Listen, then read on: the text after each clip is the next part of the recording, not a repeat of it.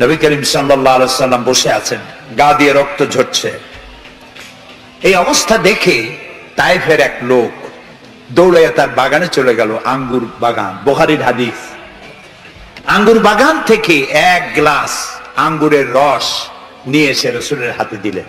3 দিনের না খাওয়া রাসূল, 3 দিন ক্ষুধার্ত, তৃষ্ণার্ত, ক্ষতবিক্ষত, জর্জরিত, নিষ্পেষিত, নির্যাতিত। এক গ্লাস শরবত হাতে পেয়ে বিসমিল্লাহ বলে শরবতটা পান করলেন। জিজ্ঞেস করলেন, তোমার নাম না আত্তাস?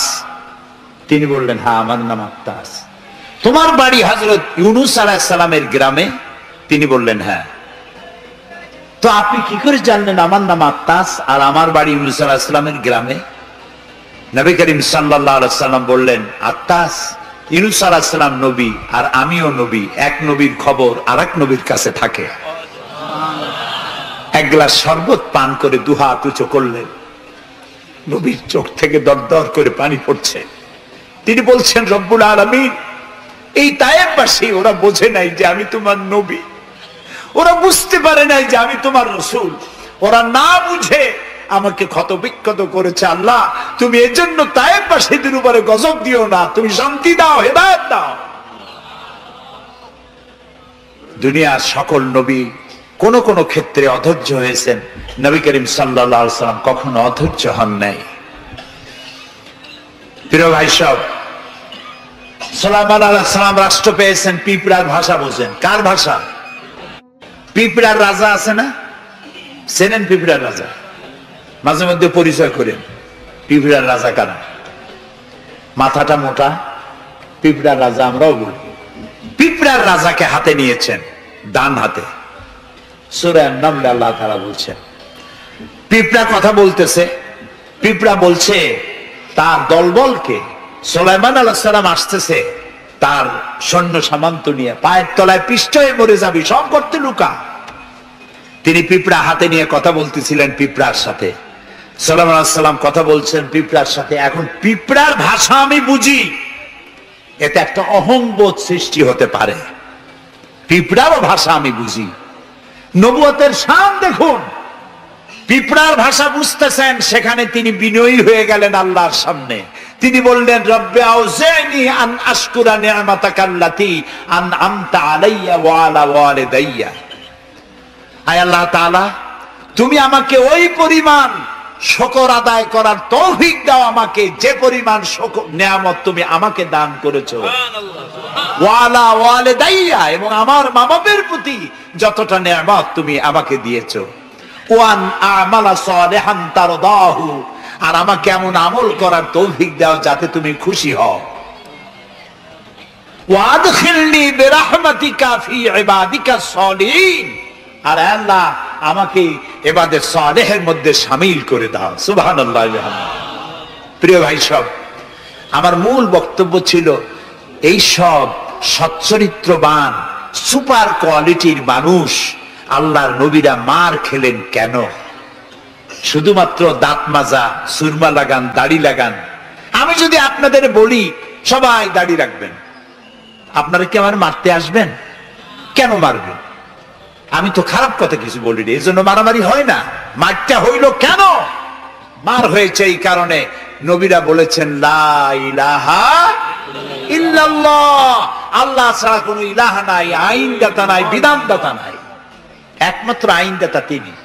এখন আল্লাহর আইনটা কি সেটা আমাদেরকে বুঝতে হবে, সেটার দিকে আমি আগাচ্ছি ইনশাআল্লাহ। নবী করিম সাল্লাল্লাহু আলাইহি ওয়াসাল্লাম যখন এই কালেমার দাওয়াত দিলেন, মার শুরু হয়ে গেল। যারা এতদিন বলছিল আল আমিন, কি বলছিল রাসূলকে? আল আমিন, তারাই এখন নবী করিম সাল্লাল্লাহু আলাইহি ওয়াসাল্লামকে পাগল বলা শুরু করলো। রাসূলকে পাগল বলা হলে আঘাত লাগে কার গায়ে? আঘাত লাগে কোথায়? আল্লাহর গায়ে বলা যাবে না, আল্লাহর অস্তিত্বে আঘাত লাগে। আল্লাহ রাব্বুল আলামিন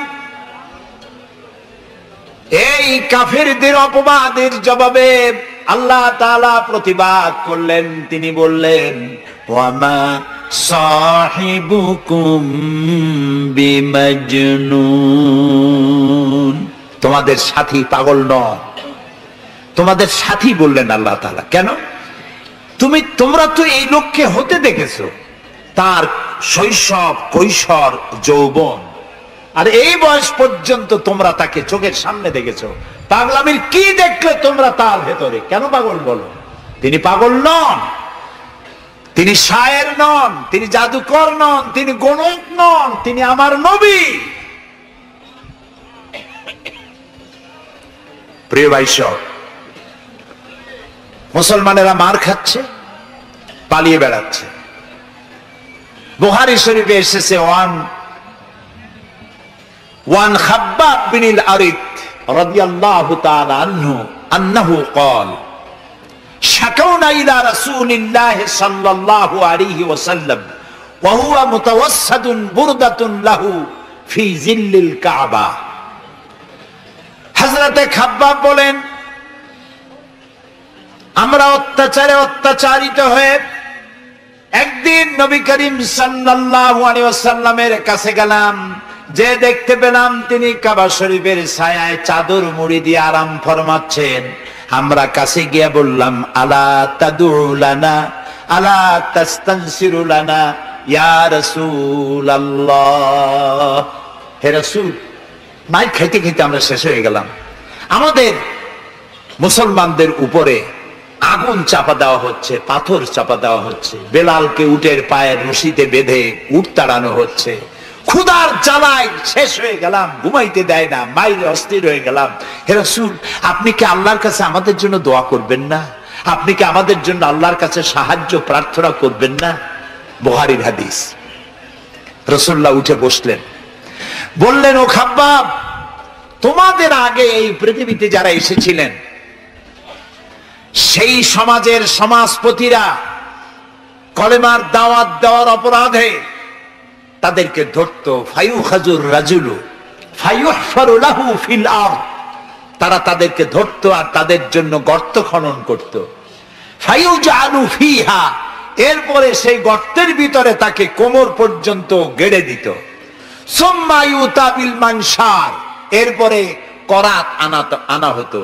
ফায়ুদাউ আলা রাসিহি, এরপরে করাত তার মাথার উপরে রাখা হতো।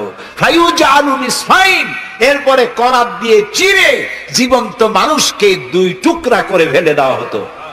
মা ইয়াসুদ্দুহু যালিকা আন দীনি, এত বড় অত্যাচারের পরেও সে যুগের একজন মুসলমানকেও আল্লাহর দ্বীনের পথ থেকে এক চুলও তারা সরাতে পারে নাই। রাসূলুল্লাহ বলছেন, ওয়াল্লাহি ওয়াল্লাহি, ও খাব্বাব, আমি আল্লাহর নামে কসম করছি। কে বলছেন? রাসূলুল্লাহ কসম করছেন, আমি আল্লাহর নামে শপথ করছি, লা ইউতাম্মান্নাল্লাহু হাযাল আমরা হাত্তা ইয়াসিরুর রাকিবু মিন সানা ইলা হাদরামাউত। সেদিন বেশি দূরে নয়, যেদিন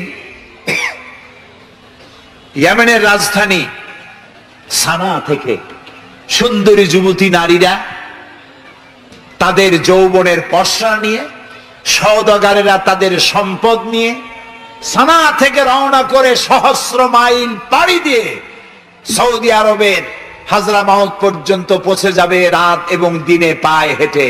লা ইয়াখাফু ইল্লাল্লাহ, আল্লাহ ছাড়া কোনো ভয় তাদের অন্তঃকরণে থাকবে না।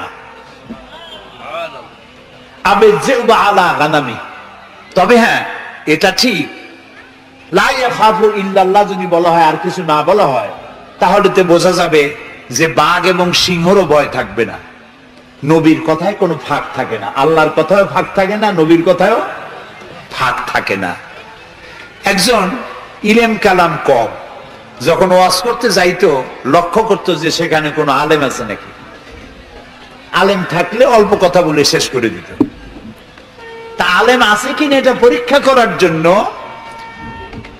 বলছে যে, ভাইয়েরা, আমি আজকে একটা পাতা আর ওয়াজ করব, একটা পাতা, এবং তার ব্যাখ্যা এবং বিশ্লেষণ আমি আপনাদের সামনে আলোচনা করতে চাই। জনগণ বলেন, আমরাও শুনতেই চাই, বলুন পাতার ব্যাখ্যা কি? তিনি বলছেন, এমন একটি পাতা, এটি যদি মাটিতে পড়ে বাঘ হয়ে যায়, আর যদি পানিতে পড়ে কুমির হয়ে যায়। একজন দাঁড়ায় বলল, হুজুর বুঝলাম এ পাতার ফজিলত এমন, মাটিতে পড়লে বাঘ হয়, পানিতে পড়লে কুমির হয়, কিন্তু পাতাটি যদি অর্ধেক মাটিতে অর্ধেক পানিতে পড়ে তাহলে কি হবে? উনি বুঝলেন যে এখানে তো আলেম আছে, কাজী আমার ওয়াজ এখানে শেষ করি। ও আখির দাওয়ানা আলহামদুলিল্লাহি রাব্বিল আলামিন। কথার মধ্যে ফাঁক থাকলে এরকম হয়, কিন্তু আল্লাহর কথা, নবীর কথায় কোনো ফাঁক নাই। লা ইয়াখাফু ইল্লাল্লাহ, আল্লাহ ছাড়া কোনো ভয় থাকবে না। কিন্তু গরু ছাগল ভেড়া নিয়ে যাইতে গেলে যদি জঙ্গলের বাঘ আক্রমণ করে, সে ভয় কি থাকবে না? আল্লাহ রাসূল ব্যাখ্যায় বলছেন, লা ইয়াখাফু ইল্লাল্লাহ আবে যেবা আলা গানামি। তবে তোমার ঘোড়া, তোমার সাথের ভেড়া ছাগল পশু যদি থাকে, তো তার উপরে বাঘের আক্রমণ এ ভয় থাকতে পারে, কিন্তু সম্পদ হরণ, সতীত্ব হরণ, জীবন হরণের কোনো ভয় থাকবে না, এমন সমাজ কায়েম হবে। লা ইয়াখাফু ইল্লাল্লাহ ওয়ালাকিন্নাকুম তাস্তাজিলুন। তবে তোমরা খুব তাড়াহুড়ো করছো, একটু সহ্য করো, একটু ধৈর্য ধরো। নবী করিম সাল্লাল্লাহু আলাইহি সাল্লাম একটি সুন্দর সমাজ উপহার দিলেন। আমি ইতিহাস থেকে আপনাকে শোনাতে চাই। রাসূলুল্লাহ ইন্তেকাল করেছেন, ঐতিহাসিকরা লিখছেন মদিনার এক যুবতী নারী কি সমাজ কায়েম করে গেল শোনেন। রাসূলুল্লাহ ইন্তেকাল করেছেন, ঐতিহাসিকরা লিখছেন সেই সমাজে একটি যুবতী নারী মদিনা থেকে কোন এক আত্মীয়র বাড়ি বেড়াতে রওনা করেছেন। যেতে যেতে আত্মীয়র বাড়ি পৌঁছবার আগেই সন্ধ্যা হয়ে গেল। মনে মনে ভাবলো, এখন যদি আমি কোনো পরপুরুষের সামনে পড়ি, তাহলে তো আমার সতীত্ব যাবে, অলংকার আদিও যাবে, সারা জীবনের লালিত সম্পদ নষ্ট হয়ে যাবে। খুব ভীত সন্ত্রস্ত পদে এগোচ্ছে, আর বাঘ দেখা হরিণীর মতো তার চোখ এদিক ওদিক তাকাচ্ছে আর হাঁটতেছে। হঠাৎ দেখে দূর থেকে তার দিকেই এগিয়ে আসছে এক যৌবন ভরা এক যুবক। যুবককে কাছে আসতে দেখে যুবতী নিজের লালিত সম্পদ, সতীত্ব আর অলংকার আদি হারাবার ভয়ে মাটির উপরে বসে পড়েছে, তার রুহু গলার কাছে এসে গেছে। ঐতিহাসিকরা লিখছেন যুবকটি যুবতীর কাছে এসে দাঁড়িয়েছে। যুবতী মহিলার চোখের উপরে চোখ রেখে যুবক ছেলে বলছে, মা, আমাকে দিয়ে তোমার কোনো অনিষ্ট হবে না, তুমি কোথায় যাবে আমাকে বলো, আমি পাহারা দিয়ে তোমার গন্তব্যে পৌঁছে দেব। আমার পরিচয় শোনো, আমি মুসলমান। সুবহানাল্লাহ। রাসূলুল্লাহ এই মুসলমান বানিয়েছিলেন, এই সমাজ বানিয়েছিলেন।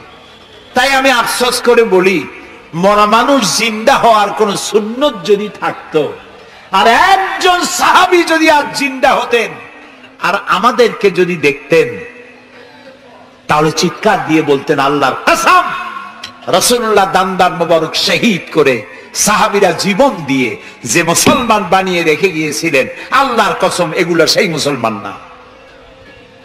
আমাদের চরিত্র এই পর্যায়ে পৌঁছে গেছে। রাসূলুল্লাহ সাল্লাল্লাহু আলাইহি ওয়াসাল্লাম ইসলাম দিয়ে মানুষকে একটি সুন্দর সমাজ দিয়েছেন। ইসলাম মানেই শান্তি। বলেন তো ইসলাম মানে কি? বলেন না, অর্থ কি? শান্তি। তবে শর্ত সাপেক্ষে, যারা আনুগত্য করবে তাদের জন্য শান্তি। আমরা একজন আর একজনের সঙ্গে দেখা হলে কি বলি? আসসালামু আলাইকুম। যারা প্রত্যেক দিন প্রতি মুহূর্তে একজন আর একজনকে সালাম দেয়, সেই জাতি কোনোদিন সন্ত্রাসী হতে পারে? আসসালামু আলাইকুম, আপনি বললেন ওয়ালাইকুম আসসালাম।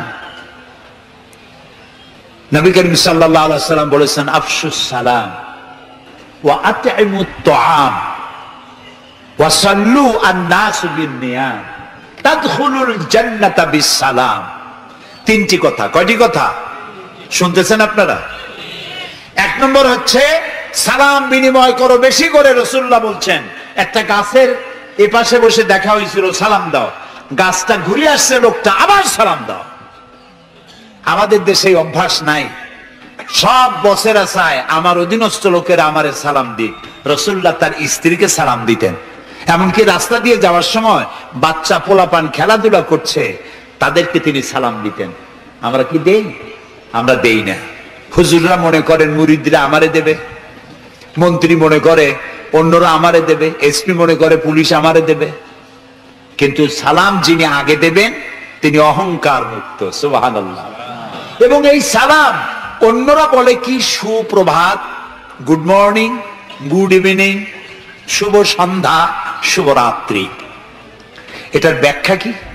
সকাল বেলায় 280 মাইল স্পিডে ঝোড়ো হাওয়া প্রবাহিত হচ্ছে, 30 ফিট উঁচু হয়ে জলোচ্ছ্বাস হচ্ছে, মানুষ মরতেছে, বাড়ির টিন উড়ে যাচ্ছে।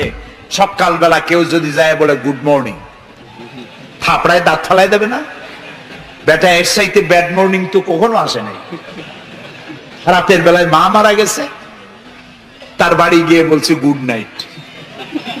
কেমন লাগবে কোন?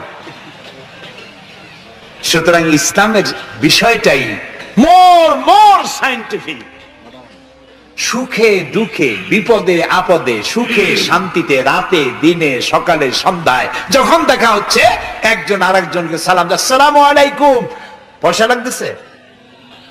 কথা না কইলে বুঝবো কি?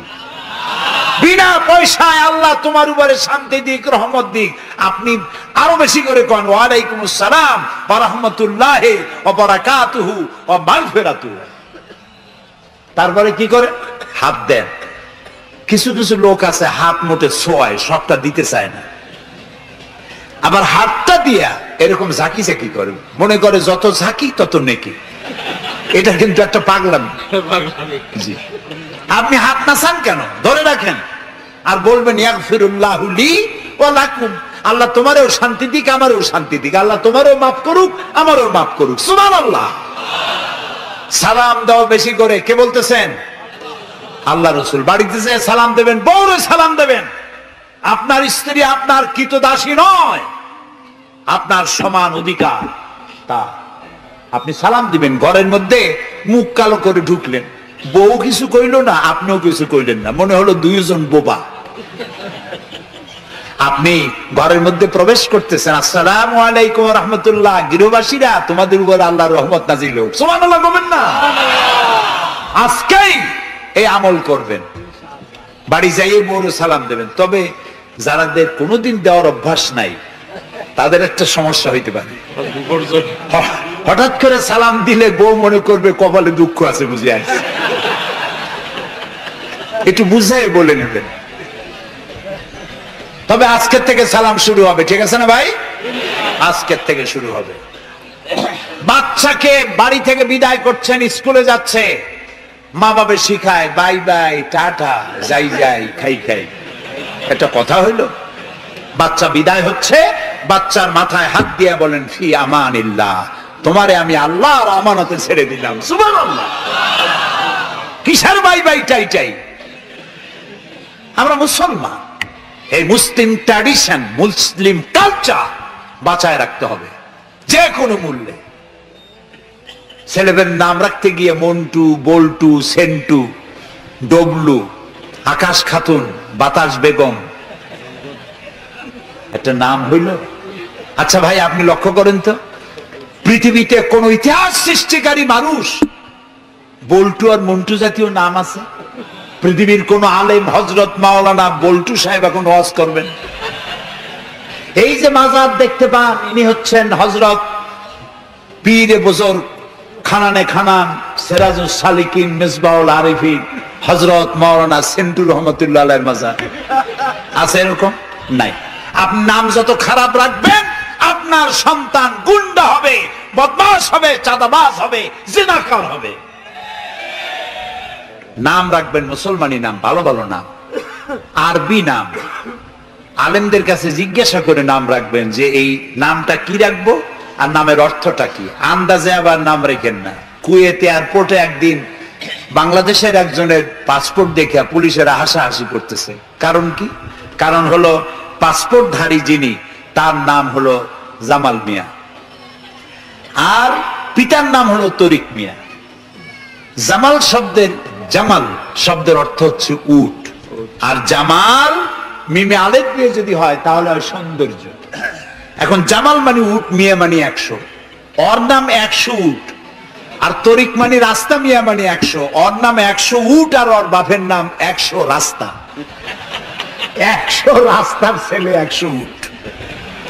তা খালি আরবি রাখলে তো হবে না, নামে আরবির অর্থ কি? জি, অর্থবোধক নাম রাখতে হবে।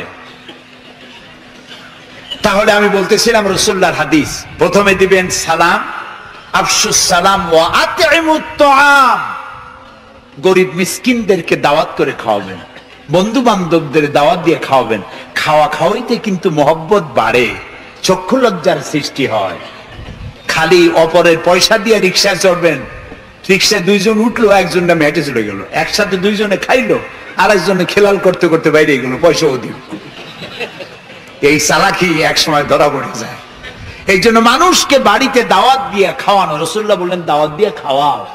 তাহাদ্দু তাহাব্বু, হাদিয়া দাও, মহব্বত বাড়বে। কারো অসুখ হয়েছে, তার বাড়িতে একটু আঙ্গুর নিয়ে যাও, একটু কমলা নিয়ে যাও। তোমার শত্রু যদি হয়, চক্ষু লজ্জার সৃষ্টি হয়ে যাবে।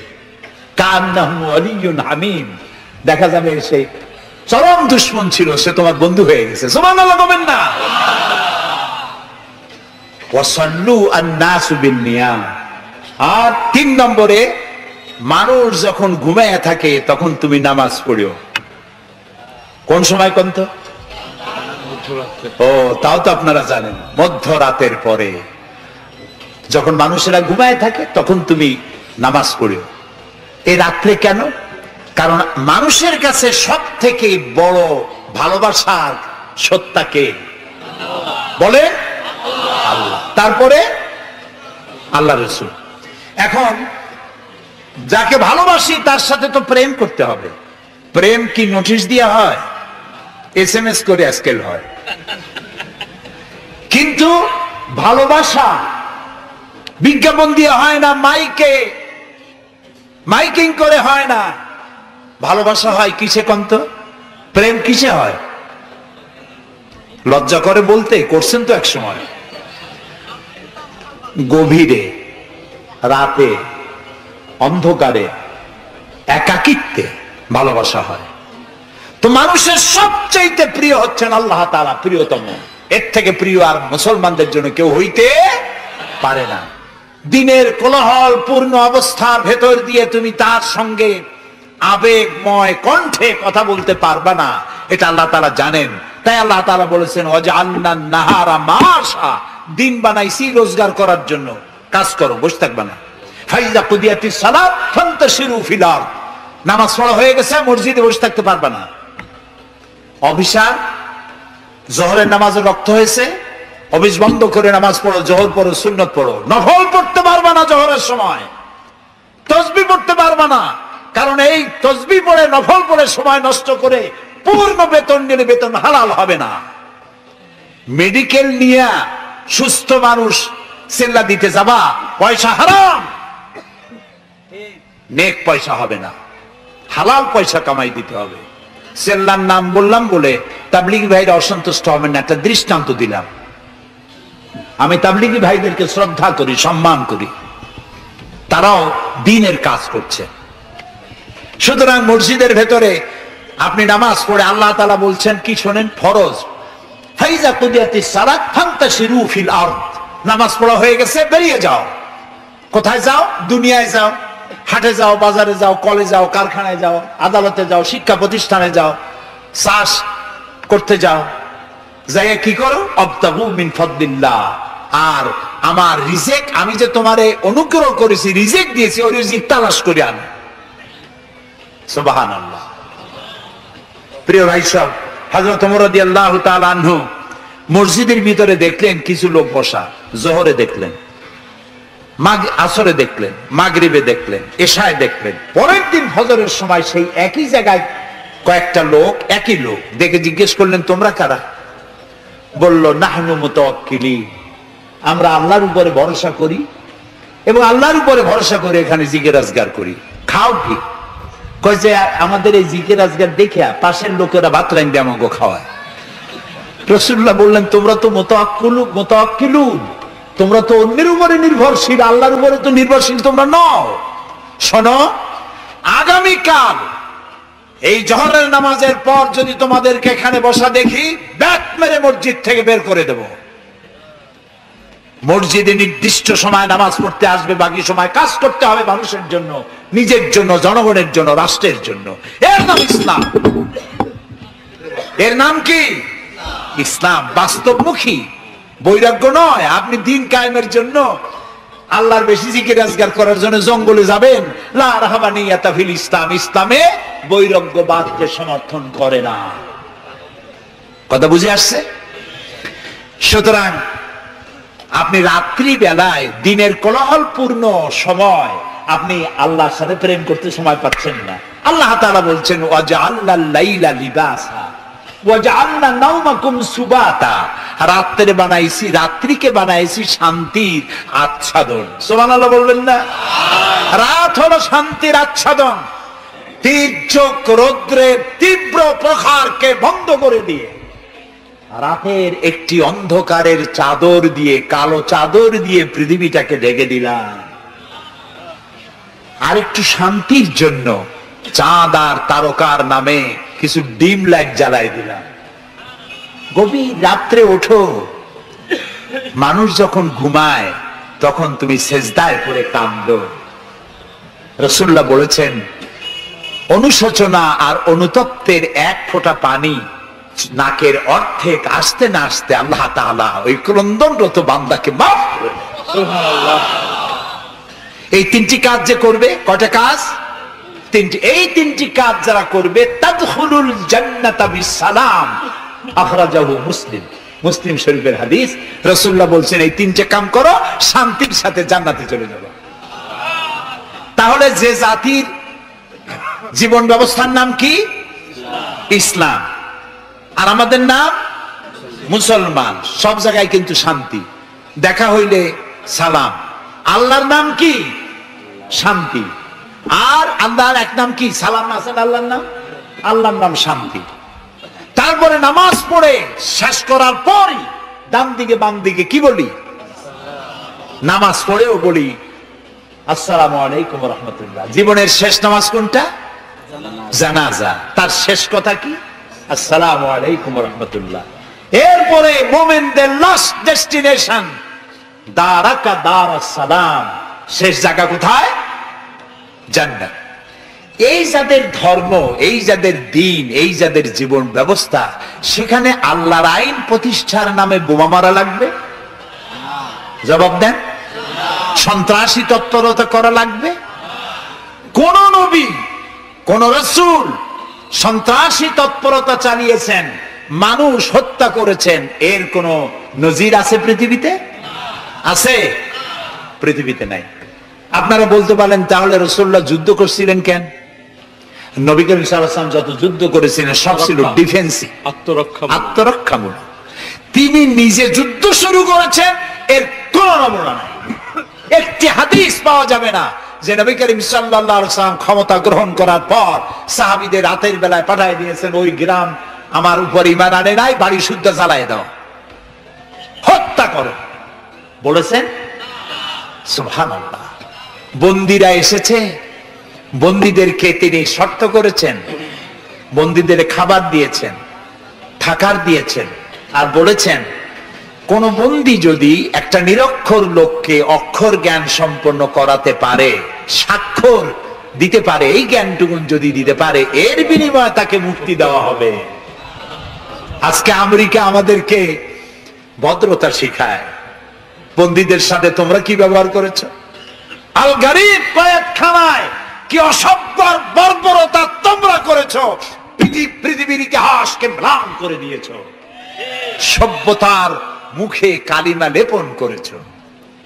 আল গরিব কয়েদখানার তারা কি করেছে আমি ভাষা দিয়ে ভদ্রলোকের সামনে তা উচ্চারণ করতে পারবো না।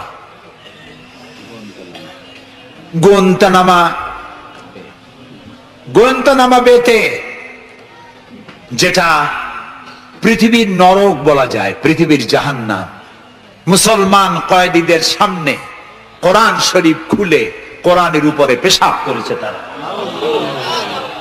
একজন মুসলমান হাত পা বান্ধা তার সামনে কোরআনে পেশাব করলে তার অবস্থাটা কি হয়? সে তো আত্মহত্যা করতে চায়, তখন আমার জীবন চলে যাক, কোরআনের অমর্যাদা তো সহ্য করা যায় না। তোমরা তাই করেছো। তোমরা ইরাকে 70 বছরের বৃদ্ধা নারীকে 2 পা 2 হাতের উপরে ভর করে গাধার মতো বানাইয়া তার পিঠের উপরে তোমরা চড়ে বাজারে বাজারে ঘুরেছো। তোমরা সেই জাতি। তোমরা নারীত্বের অমর্যাদা করেছো, মনুষ্যত্বের অমর্যাদা করেছো। বাংলাদেশকে গণতন্ত্র শিক্ষা দেওয়ার জন্য তোমাদের আসার কোনো জরুরত নাই। গণতন্ত্র আমাদের কাছ থেকে শিখে যাও, সভ্যতা ভদ্রতা আমার দেশ থেকে শিখে যাও। তোমরা সাম্প্রদায়িক সম্প্রীতির কথা বলো, আমার দেশ থেকে শেখো। আমার দেশের হিন্দুরা রোজার মাসে মসজিদের পাশে যত মণ্ডপ ছিল, মাগরিবের আজানের সময় কেউ ঢোল বাজায় নাই, মাইক বাজায় নাই, ঠিক না? আমার দেশের মুসলমানেরা তাদের সারা দিন রোজা রেখে তাদের গান বাজনা চিৎকারে গান অস্থির হয়েছে, কিন্তু কেউ যে বলে নাই যে ঢোল বাজাইতে পারবা না, গান গাইতে পারবা না, বলেছে কেউ? সাম্প্রদায়িক সম্প্রীতি এখানে তোমরা খুঁজে বেড়াও যেখানে সম্প্রীতি নাই। কোথায় সাম্প্রদায়িক সম্প্রীতি নাই? সব জায়গায় সাম্প্রদায়িক সম্প্রীতি। সব থেকে পৃথিবীর মধ্যে বাংলাদেশে সাম্প্রদায়িক সম্প্রীতি সব থেকে বেশি। দেশের বদনাম বিদেশে গিয়ে এত বলে মানুষ, চিন্তা করতেও কষ্ট হয়। এখন ধোঁয়া তুলেছে দ্রব্য মূল্যের জ্বালায় বাংলাদেশ নাকি শেষ। আচ্ছা ভাইরা, দ্রব্য মূল্য পৃথিবীতে কোথায় না বেড়েছে? তবে আমাকে বলতে হবে, দ্রব্য মূল্যের কারণে বরিশালে না খাইয়া মরছে কয়জন? আমি আপনার কাছে হিসাব চাই, বলেন। মরেছে একজনও? বাংলাদেশে মরছে একজনও? দ্রব্য মূল্য বাড়তে পারে, কিন্তু ক্রয় ক্ষমতাও তো বেড়েছে মানুষের, আলহামদুলিল্লাহ বলেন। আমি তো সেদিন আমার পিরোজপুরে দেখলাম এক রিক্সাওয়ালা, তার বাড়িতে শামিয়ানা টানানো। আমি জিজ্ঞেস করলাম, এই বাড়িতে কি বিয়ে নাকি? বললো যে একটা রিক্সাওয়ালা অমুক, তারা চিনলাম, তার বাড়িতে বিয়া। সে বিবাহের জন্য পাড়েরহাট বাজার থেকে, ডেকোরেটর থেকে চেয়ার ভাড়া করে এনেছে, শামিয়ানা এনেছে, সেজন্য ধার কর্য করতে হয়নি, সে পয়সা পেয়েছে, তার কাছে পয়সা আছে। বিজিডি, বিজিএফ, তারপরে বৃদ্ধ ভাতা, বয়স্ক ভাতা, এরপরে মুক্তিযোদ্ধা ভাতা, উপবৃত্তি, টিআর, কাবিখা, বিভিন্ন রকমের বিভিন্ন পদ্ধতিতে মানুষের দুয়ারে ক্রয় ক্ষমতার জন্য সরকার টাকা পৌঁছে দিয়েছে। যদি 4-5 বছর আগে সে কত পাইতো আর এখন কত পায়? সেটাই কথা। 1 টাকা যখন চাউলের সেট ছিল তখন মানুষ না খেয়ে মরতো, এখন 20-22 টাকা, তা তো না খেয়ে মরছে না। আলহামদুলিল্লাহ বলে, আলহামদুলিল্লাহ বলে। সুতরাং এই সব বাজে কথা বলে মানুষকে বিভ্রান্ত করার কোনো সুযোগ নাই। যাক, এটা আমার পয়েন্ট না।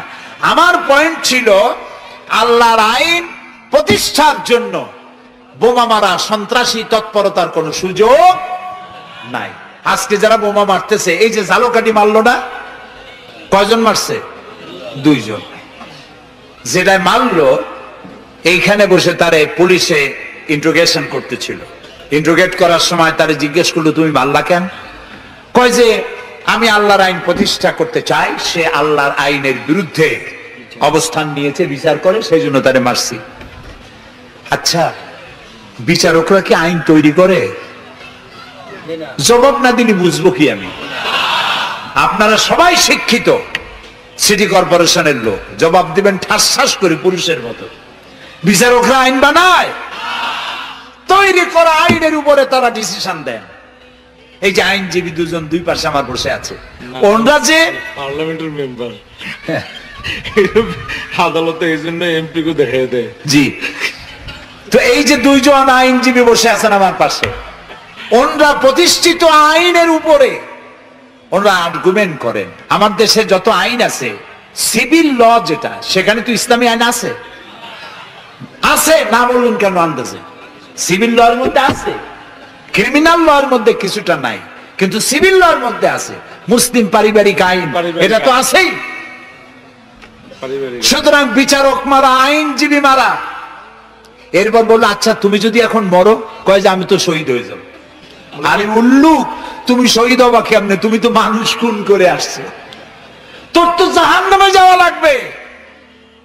চট্টগ্রামে যে মারলো, মা বোমা মারতে গিয়ে 2টা হাত গেছে, 2টা পা চলে গেছে। তারপরে তাকে হসপিটালে নেওয়া হয়েছে, পানি চাইছে, এক নার্স পানি দিয়েছে বাম হাত দিয়ে। সে কয় যে বাম হাতে পানি খাবো না। তুই মুসলমান? কয় যে নার্স বলছে আমি মুসলমান। বাম হাত দিয়ে পানি দিলা কেন? আমি তো মুসলমান, ডানের দিয়ে পানি দাও। আমি শুনে পরে এক বক্তৃতা বললাম, আসছে মানুষ খুন করিয়া ওখানে বাম হাত আর ডাইন হাত তালাশ করে। একজনের নাকি মোষ ছিল খুব বড়, আছেন এরকম কিছু মোষওয়ালা, বড় মোষ, ঠোঁট ঠোঁট ঢাকা। কিছু কবি বুদ্ধিজীবী এরা কোন রকম বুদ্ধিজীবী হইতে চাইলে এরকম একটু মোষ টোষ বড় থাকা লাগে, চুল টুল 5-6 মাস কামায় না, এরকম একটা অবস্থা। আর মাথাটা ইন্টারন্যাশনাল এয়ারপোর্ট, চুল টুল নাই, স্টেডিয়ামের মতো, চতুর্দিকে কিছু দর্শক আছে, মাঝখানে খালি। তো এরকমের একজন মোষওয়ালা, ঘন মোষ, এত বেশি মোষ যে টর্চ মারিয়াও বোঝা যায় না যে লোকটা হাসে না কান্দে। ওই রকম এক মোষওয়ালা লোকের মদ খাওয়ার অভ্যাস ছিল। মদের গ্লাস বাম হাতে আর ডাইন হাত দিয়ে মোষগুলো উঁচু করিয়া বাম হাত দিয়ে মদ খাইতেছে বহুত কষ্ট করে। একজন জিজ্ঞেস করলো, ভাই তুমি মদ খাওয়াতে এত কষ্ট করতেছো কেন? ঢকঢক করে গিললেই তো হয়, মোষগুলো উঁচু করে নেছো। কয় যে ভাই, হযরত ওলামায়ে কেরামের মুখে শুনছি পানি টানি কিছু খাইতে গেলে মোষ লাগলে মাকরুহ হয়। ও খাইতেছে মদ, ও মানুষ খুন করে আসছে, আর ও বলতেছে যে আমি বাম হাতের পানি খাবো না। বেটা তুই জাহান্নামে যাবি। আল্লাহ তাআলা বলেছেন, ওমাই ইয়াকতুল মুমিনান মুতাআম্মিদান ফাজাযাউহু জাহান্নাম খালিদান ফিহা ওয়া গাদাবাল্লাহু আলাইহি ওয়া লানাহু ওয়া আ'আদ্দা লাহু আযাবান আযীমা। আল্লাহ তাআলা বলেছেন, যে ব্যক্তি কোন মানুষ হত্যা করে, মুমিন হত্যা করে ইচ্ছে করে, তার একমাত্র শাস্তি হলো জাহান্নাম। কে বলতেছে? আল্লাহ তাআলা। জাহান্নাম, এবং আল্লাহ লানত, এবং চিরকাল সে জাহান্নামে থাকবে। আল্লাহ তাআলা আরো বলছেন, ওমান কাতালা নাফসান বিগাইরি নাফসিন আও ফাসাদিন ফিল আরদ ফাকান্নামা কাতালান নাসা জামিআ। যদি বিচারকরা বিচারের মাধ্যমে কাউকে মৃত্যুদণ্ড না দেয়, এরকম কোন মানুষকে কেউ যদি হত্যা করে, সে একটি মানুষ হত্যা করলো না, সেজন্য বিশ্বের সমগ্র মানব গোষ্ঠীকে হত্যা করলো। একটা মানুষ হত্যা করার অপরাধ হচ্ছে বিশ্বের সব মানুষ হত্যা করার সমান। ওমান আহিয়াহা, আর কেউ যদি একটি মানুষকে বেঁচে থাকার সুযোগ করে দিল, ফাকান্নামা আহিয়ান নাসা জামিআ, সেজন্য সারা পৃথিবীর মানুষগুলিকে বেঁচে থাকার জন্য সুযোগ করে দিল। যারা মানুষ হত্যা করে তাদের শাস্তি কি? আল্লাহ তাআলা বলছেন, ইন্নামা জাযাউল লাযীনা ইউহারিবুনাল্লাহা ওয়া রাসূলাহু ওয়া ইয়াসআউনা ফিল আরদি ফাসাদান। যারা আল্লাহর এই জমিনে বিপর্যয় সৃষ্টি করতে চায়, সন্ত্রাস সৃষ্টি করতে চায়, তাদের জন্য 4 প্রকার শাস্তি। কয় প্রকার শাস্তি? কে বলতেছে? যারা বোমা মারে, যারা গ্রেনেড হামলা করে, যারা মানুষ হত্যা করে, যারা শান্তিপূর্ণ সমাজের উপরে সমাজকে বিশৃঙ্খলা সৃষ্টি করতে চায়, আল্লাহ তাআলা তাদের জন্য 4 প্রকারের শাস্তি নির্ধারণ করেছেন। আইয়ুকাত্তালু, তাদেরকে হত্যা করো, আও ইউসাল্লাবু, অথবা তাদেরকে শুল দণ্ডে দিয়ে দাও, আও তুকাত্তা আইদিয়াহুম ওয়া আরজুলিহিম, অথবা তাদের ডান হাত আর বাম হাত উল্টা কেটে দাও। হয় প্রথমে ডান, পরে বাম পা, বাম হাত ডান পা, একটার উল্টা আর একটা কাটো। চতুর্থ, আও ইয়ানফাউ মিনাল আরদ, অথবা দেশ থেকে বহিষ্কার করে দাও।